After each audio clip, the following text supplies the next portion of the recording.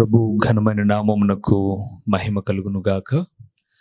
మన ప్రభువును రక్షకుడునునైన యేసుక్రీస్తుల వారి యొక్క ప్రశస్తమైన నామమునకే మహిమ ఘనత ప్రభావములు యుగ యుగములకు కలుగును గాక. సర్వాధికారి అయిన దేవుడు ఆయన గొప్ప కనికరమును బట్టి మరొక శ్రేష్టమైనటువంటి శుభదినములో ఈ రీతిగా దేవుని మాటలు ధ్యానము చేయుటకు దేవుడు మనకిచ్చిన ఈ గొప్ప సదవకాశమును బట్టి దేవునికి స్తుతులు చెల్లిస్తూ, దేవుని వాక్యం వినుటకు దేవుని పాదాల చెంత కూడి ఉన్న దేవుని ప్రియబిడ్డలను మీ అందరికీ కూడా ప్రభు అయిన యేసుక్రీస్తు పేరట వందనములు తెలియచేయచ్చు ఉన్నాం. దేవుని వాక్యమును ప్రేమిస్తూ ఆధ్యాత్మికంగా బలపరచబడుతున్నటువంటి మిమ్మలను, మీ కుటుంబములను నా ప్రభు అయిన యేసుక్రీస్తు నిండారులుగా దీవించునుగాక. ఈరోజు మనం ధ్యానం చేయబోతున్న అంశ భాగం ఈ సమయంలో ఏమిటి అనగా, దేవుని యందు భయభక్తులు ఉండుట వలన ఏమి లాభము? దేవుని యందు భయభక్తులు ఉండుట వలన, బైబిల్ గ్రంథంలో భయభక్తులు కలిగి ఉండుట వలన లాభం ఏమి అని అనుకున్నాం కదా. బైబిల్ గ్రంథంలో భయభక్తులు అనేవి జంట పదాలండి. ఎక్కడో కొన్ని చోట్ల మాత్రమే భయము అనే పదం గురించి రాయబడింది, ఎక్కడో కొన్ని చోట్ల మాత్రమే భక్తి అనే పదము రాయబడింది. కానీ అన్ని చోట్ల ఎక్కువ శాతం భయభక్తి ఇవి రెండు కలిసి ఉంటూ వచ్చాయి. అనేక చోట్ల భయభక్తి భయభక్తి భయభక్తి అని. అది నేను ఇప్పుడు చెప్పినట్లు ఒక 4-5 పాయింట్స్ చెప్తే అంత మాత్రమే అనుకోవడానికి వీల్లేదు. ఇక బైబిల్ గ్రంథంలో చాలా పర్యాయములు భయం ఉన్న చోట భక్తి, భక్తి ఉన్న చోట భయము, రెండు కలిసి ఉంటూ వచ్చాయి రెండు పదాలు. ఆ భయభక్తుల వలన ఏమి లాభాలు ఉన్నాయి, లేకపోతే ఏం మేళ్ళు ఉన్నాయి అని మనం చూస్తే చాలా ఉన్నాయి. కొన్నింటిని మనం చూద్దాం. మూల వాక్యంలోనికి వెళ్దాం. పరిశుద్ధ బైబిల్ గ్రంథము నుంచి కీర్తనల గ్రంథము 22వ కీర్తన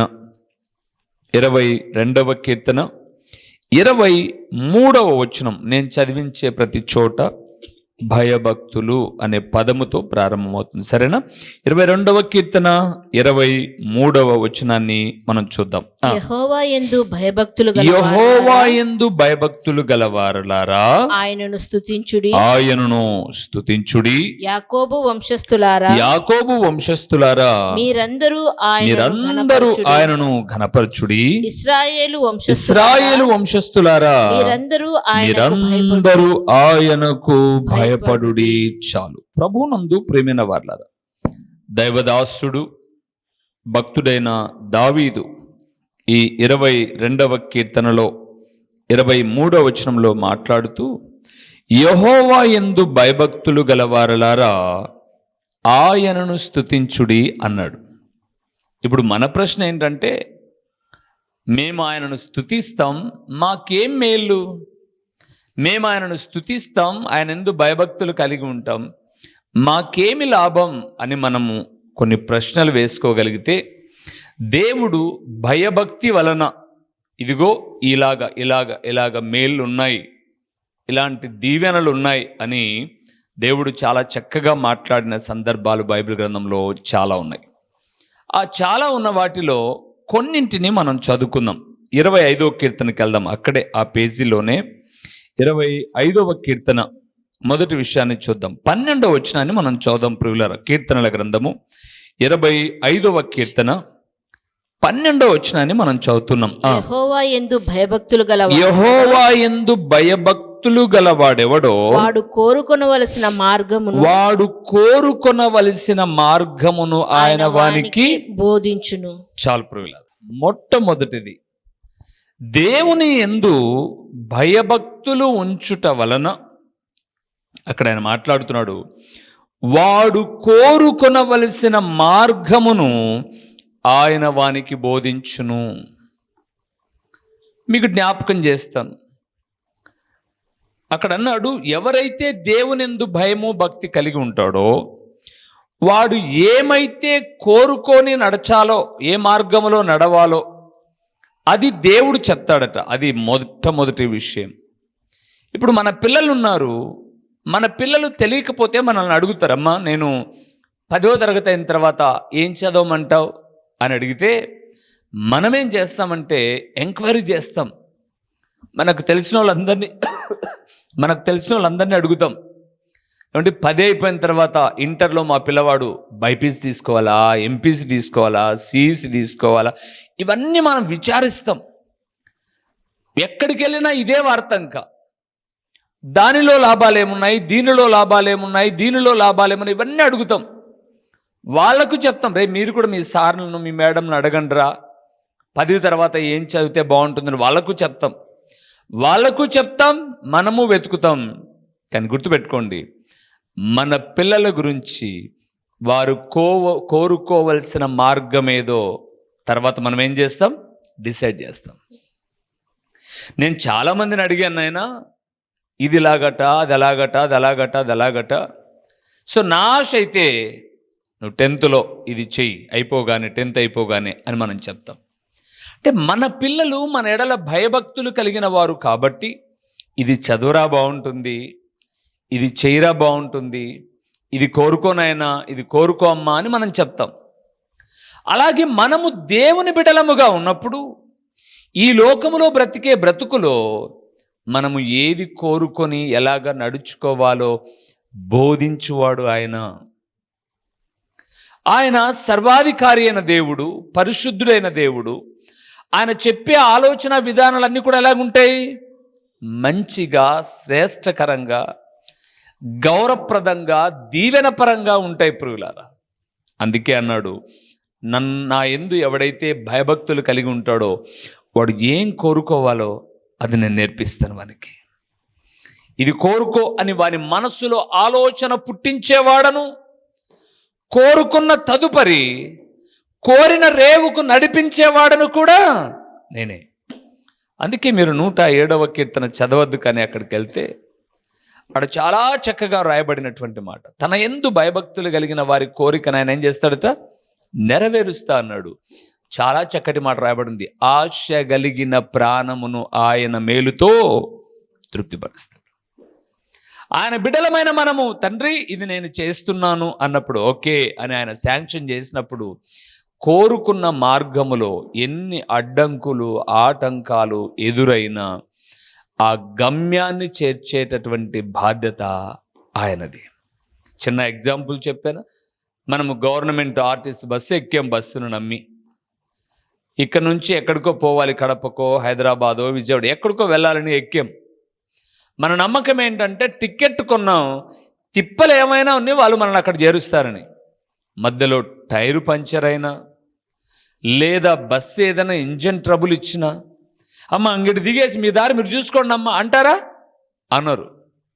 వాళ్ళే ప్రయాసపడి ఎవరితో మాట్లాడతారో ఏమో తెలియదు, లేకపోతే ఇంకా ఆర్టీసీ సంబంధించిన బస్సులు వస్తే వాళ్ళని నిలబెట్టి వాళ్ళ దగ్గర ఉన్న నెంబర్లన్నీ వాళ్ళకిచ్చి, ఇదిగో ఈ ప్రయాణికులందరినీ పలాని చోట దించాలని, ఏదేమైనా నువ్వు కోరుకున్న గమ్యానికి వారు నిన్ను చేరుస్తారు. ఆఫ్టర్ ఆల్ ఒక 50-60 రూపాయలు టికెట్ కొని లేదా 100-1000 రూపాయలు టికెట్ కొని వారిని నమ్మితేనే మనం అనుకున్న చోటుకు చేరిస్తే, ఇంత ప్రాణాత్మ దేహములకు జీవమిచ్చి బ్రతుకంటే ఏంటో, మేలంటే ఏంటో, మంచి అంటే ఏంటో, చెడు అంటే ఏంటో చెప్పిన దేవుని యందు భయము భక్తిని మనం నిలిపితే ఆయన మనము కోరుకోవలసిన మార్గాన్ని మనకు బోధిస్తాడు. అదే అండి మొట్టమొదటిది, దేవుని యందు భయభక్తులు ఉండవలట వలన మనము కోరుకోవలసినటువంటి మార్గమును ఆయన మనకు నేర్పిస్తాడు. రెండవది, ఆయన యందు భయభక్తులు కలిగి ఉంటే ఏం జరుగుతుందో చూద్దాము. 34వ కీర్తనకి వెళ్దాం ప్రియులారా.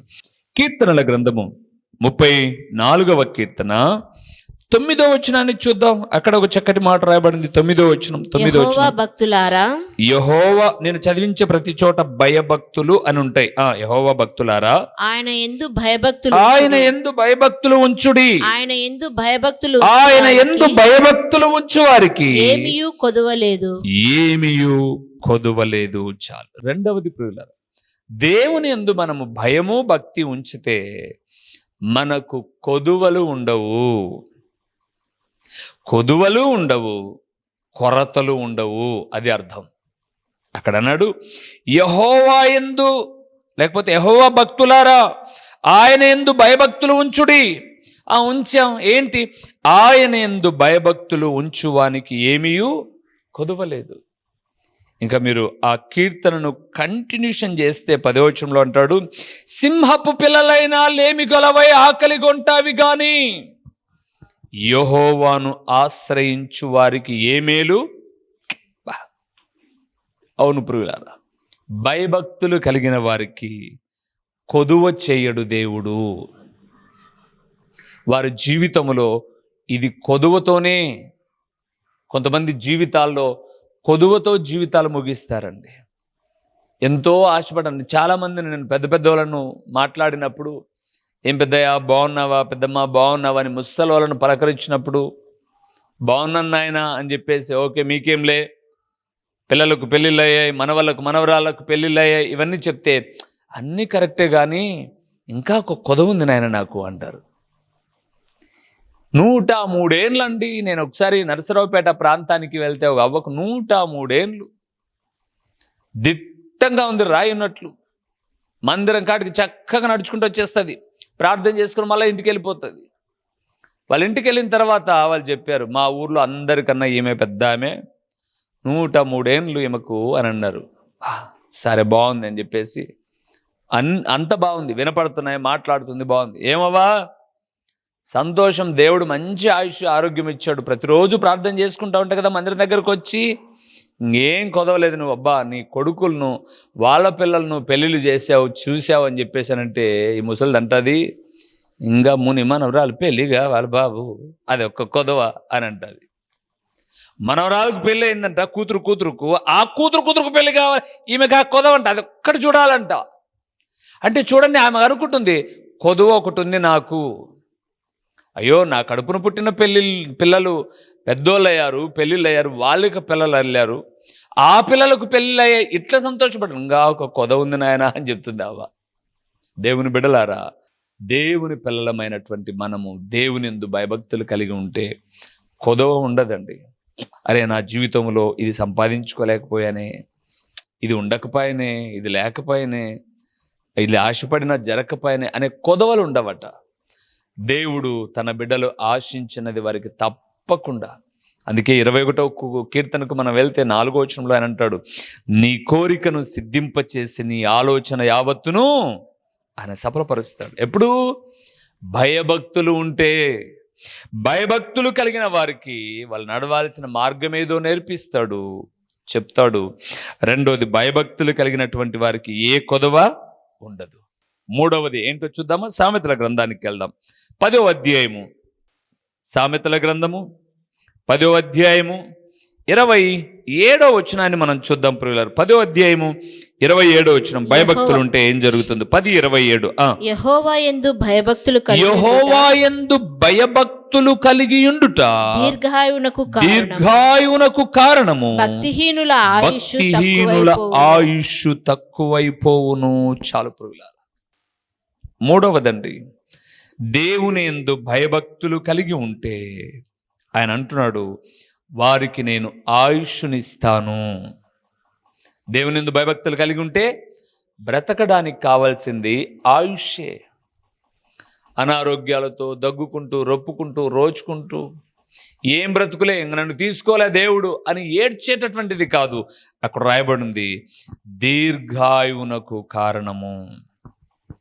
హిజ్కియా అనబడే భక్తుడు, రాజు, దేవునిందు భయభక్తులు కలిగిన వాడు, దేవుని మందిరమునకు ప్రాధాన్యతనిచ్చిన వాడు.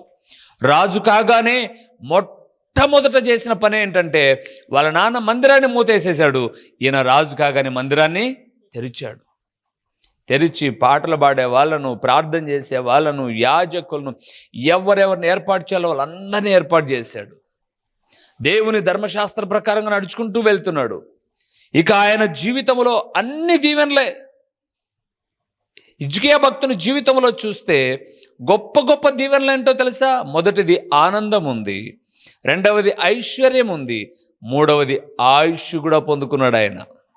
అన్నీ ఆలే, ఆనందం, ఐశ్వర్యం, ఆయుష్. ఆయన పొందుకున్నాడు అని అంటే అనారోగ్యం ఎందుకు వచ్చింది అనే ఒక ప్రశ్న మనం వేసుకుంటే ఒక చిన్న గర్వం ఆయన అనారోగ్య పాలు కావడానికి కారణమైంది. కానీ పశ్చాత్తాపడ్డాడు. దేవా, నేనేదో అతిశయపడ్డాను, పొరపాటు చేశాను, కరెక్టే, కానీ నీ ఎదుట ఎంత భక్తిగా బ్రతికాను జ్ఞాపకం చేసుకో ప్రభువా. నీ దృష్టికి నేను ఎంత నీతిగా నడుచుకున్నానో జ్ఞాపకం చేసుకో ప్రభువా. ఇక 3 రోజుల్లో చచ్చిపోతానట, ఆయుష్ని ఇంకా నేను నీ పని చేస్తాను ప్రభువా అని అంటే అతని గర్వము తగ్గించుకొని ఎప్పుడైతే దీనుడై ప్రభు పాదాలు పట్టుకొని గోడ తట్టు ముఖము తిప్పుకొని ప్రార్థన చేశాడో అతని ఆయుష్ ఏమైంది? పొడిగించబడింది. భయభక్తులు కలిగి ఉంటే ఆయుష్నిస్తాడు ప్రియులారా, ఆయుష్నిస్తాడు.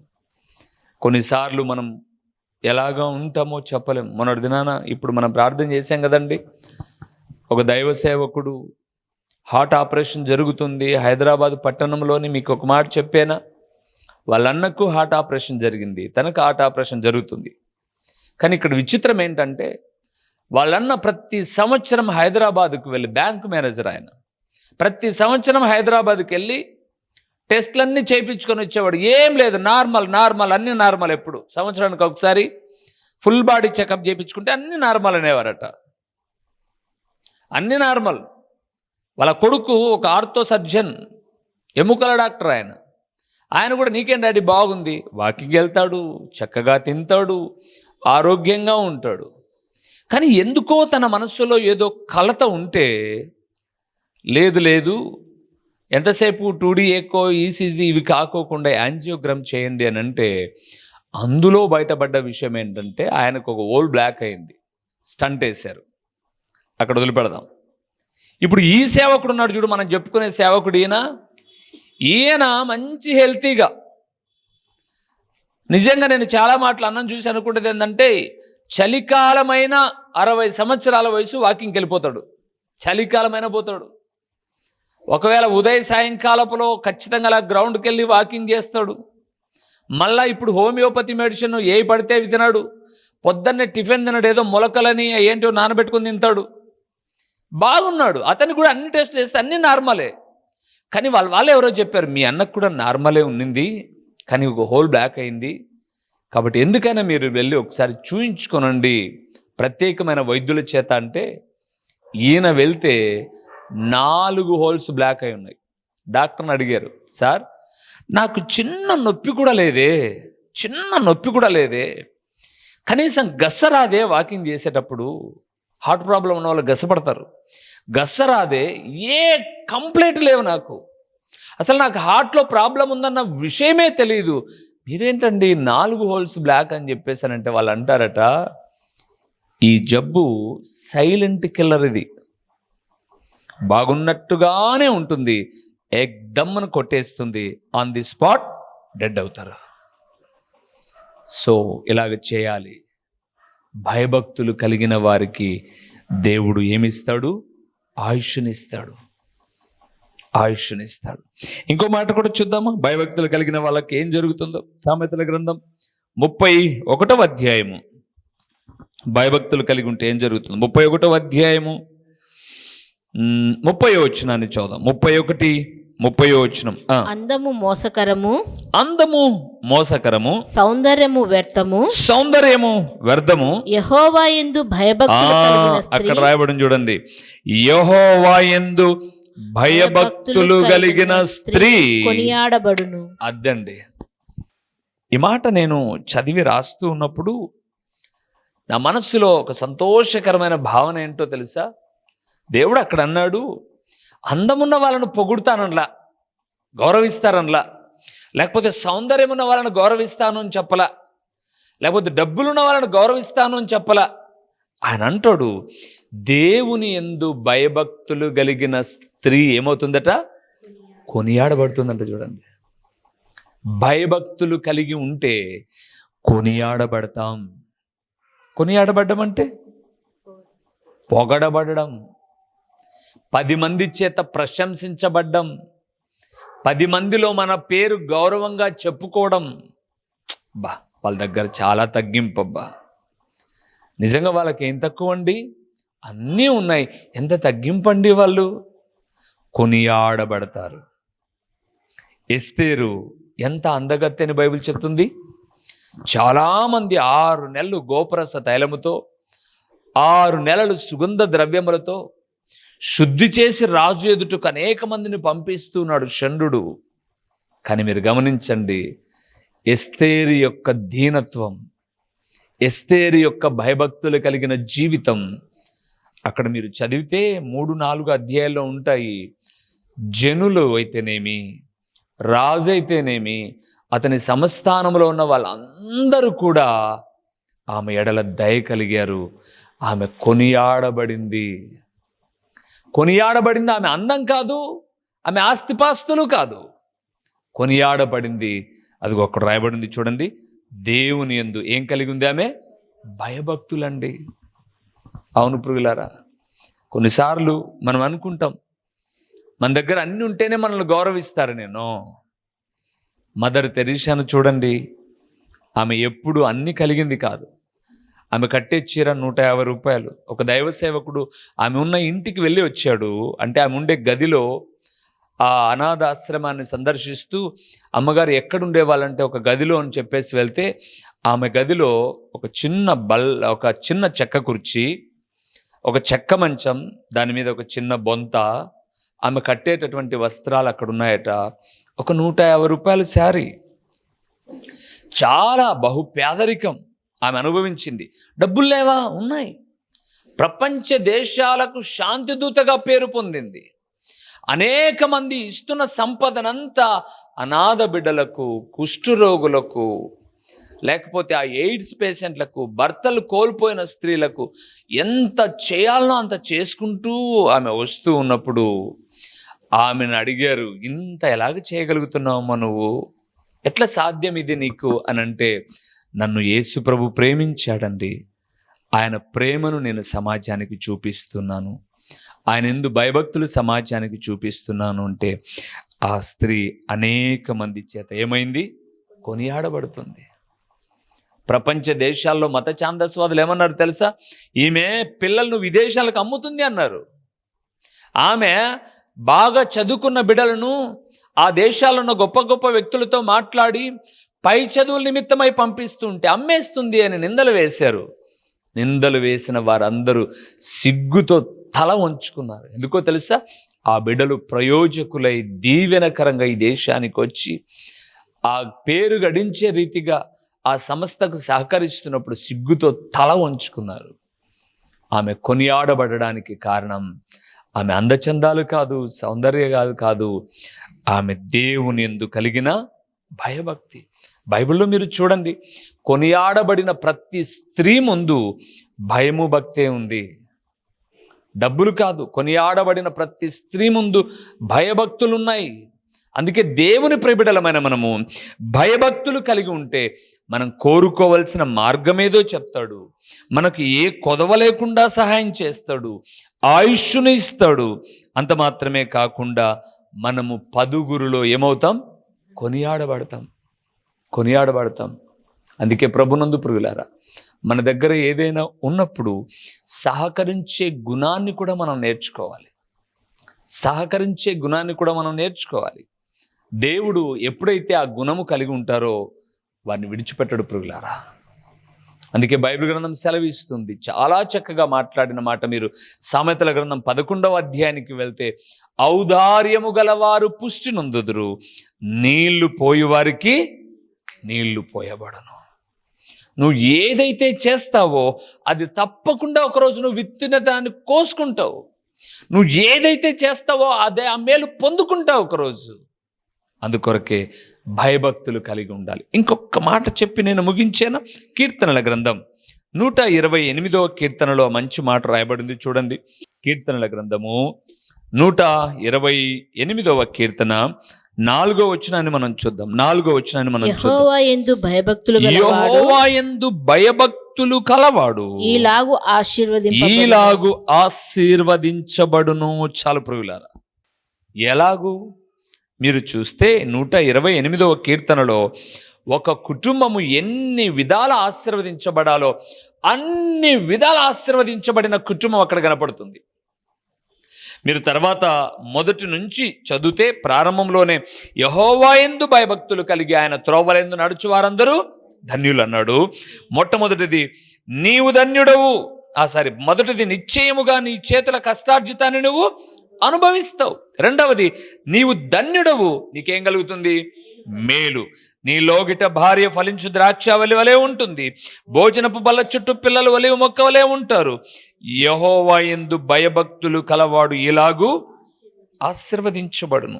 అంటే కుటుంబము అన్ని విధాలా ఆశీర్వదించబడుతుంది. ఒక్క మాటలో చెప్పాలంటే కుటుంబానికి ఈ కొరత ఉంది, ఈ కొదవ ఉంది అని చెప్పుకోకుండా అన్ని విధాల, అందుకే అది ముగించేటప్పుడు అంటాడు, నీ పిల్లలను నువ్వు చూచెదవు, ఇశ్రాయేలు మీద సమాధానం ఉండునుగాక. పై వచనంలో అంటాడు, నీ జీవిత కాలం అంతయు నువ్వు క్షేమాన్ని చూస్తావు. ఎప్పుడు? దేవుని యందు భయభక్తులు ఉంటాయి.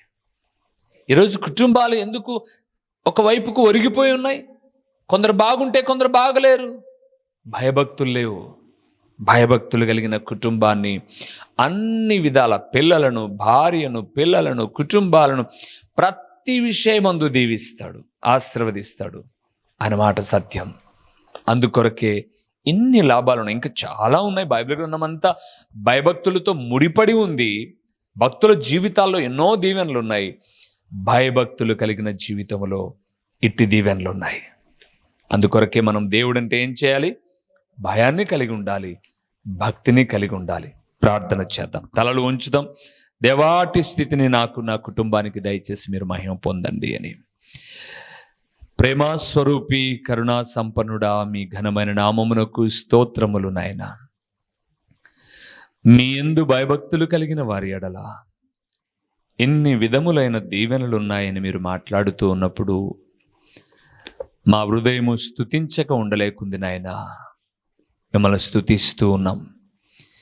ఇప్పటికే మా జీవితాలలో కొంత భయభక్తి కలిగి ఉన్నందుకు ఎన్నో మేలు మీరు చేస్తున్నారు. మేము ఎంచుకునే మార్గ విషయంలో, కొరత లేని విషయంలో నాయనా, ఎన్నో వ్యాధి బాధల్లో మీరు ఇచ్చిన ఆయుష్, ఆరోగ్యము, మా కుటుంబాలకు మీరు దయచేసిన క్షేమాన్ని బట్టి స్తోత్రములు తండ్రి. ఇంకా నీ మాటలు విన్న బిడ్డలు పరిపూర్ణమైన భయభక్తిని కలిగి మీ నిత్యత్వాన్ని స్వతంత్రించుకోవడానికి సహాయం చేయండి. ప్రకటించబడిన పరలోకపు సంగతులు వ్యర్థముగా పోకుండా సారవంతమైన నేలను పడిన విత్తనము వలె 30 అంతలుగా, 60 అంతలుగా, 100 అంతలుగా ఫలింపచేసి మీ ఘననామానికి మహిమ, ఘనత, ప్రభావములు మీరు కలుగు చేసుకొనుమని ఎంతైనా నమ్మదగిన దేవుడు వెన మీకు స్తుతులు చెల్లించుకుంటూ యేసు నామములో అడిగి పొందియున్నాము తండ్రి, ఆమేన్. మా చిరునామా దైవజనులు బ్రదర్ ఓ రూబేన్ గారు, క్రీస్తు ప్రార్థనా మందిరం, డోర్ నెంబర్ 1-10-386, నగరిగుట్ట, పులివెందుల, కడప జిల్లా. మీ ప్రార్థనా అవసరాల కొరకై సెల్ నంబర్ 9989067409.